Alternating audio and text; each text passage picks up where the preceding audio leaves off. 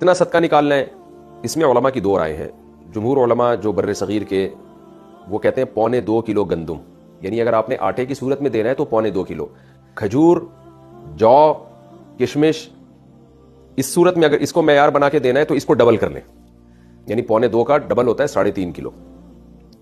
تو یعنی کھجور سے اگر آپ دینا چاہیں، کشمش سے دینا چاہیں، جو سے دینا چاہیں تو اس کا ڈبل، اور اگر آپ گندم سے دینا چاہیں تو 2.25 کلو. یہ جمہور کی رائے ہے. لیکن حضرت مفتی رشید احمد صاحب رحمہ اللہ تعالیٰ کی رائے یہ تھی کہ 2.25 کلو گندم ہے، یعنی اگر آپ گندم سے دینا چاہیں تو 2.25 kg. جمہور علماء کے نزدیک 1.75. اور مفتی رشید احمد صاحب رحمہ اللہ تعالیٰ کی رائے، ان کی پوری تحقیق اصل فتاوی میں ان کی کتاب میں چھپی ہوئی ہے، تو ہمیں اسی تحقیق پہ زیادہ اطمینان ہے، کیونکہ وہ دلائل ہمارے خیال میں وہ زیادہ مضبوط دلائل ہیں. تو 2.25 یعنی 2.25 کلو.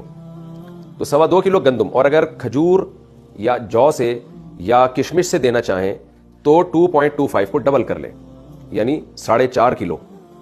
تو یہ ایک اختلاف ہے. جب ایسا اختلاف علماء کے درمیان ہوتا ہے تو پھر عوام کے لیے بہتر یہ ہوتا ہے کہ احتیاط والے قول پہ عمل کرے. گنجائش یہ ہوتی ہے کہ اس قول پہ عمل کر لے جس میں مقدار کم ہے. تو آپ کو میں نے دونوں نصاب اسی وجہ سے بتا دیے ہیں کیونکہ دونوں طرف بڑے بڑے علماء ہیں.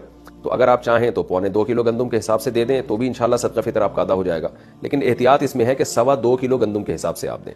تو 2.25 کلو گندم کا جو فی الحال ریٹ چل رہا ہے آج کی تاریخ میں وہ 180 روپے ہے، اور 2.25 کیا آپ خود ہی کیلکولیٹ کر لیں کتنا بنتا ہے.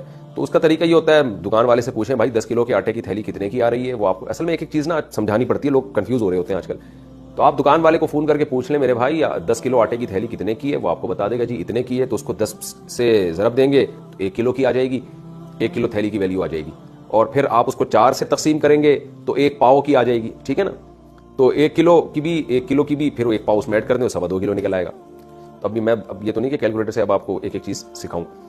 تو خیر 2.25 کلو گندم کے ریٹ آپ معلوم کروا لیں، یا آپ سستے والا دینا چاہتے ہیں تو 2.25 کے معلوم کروا لیں.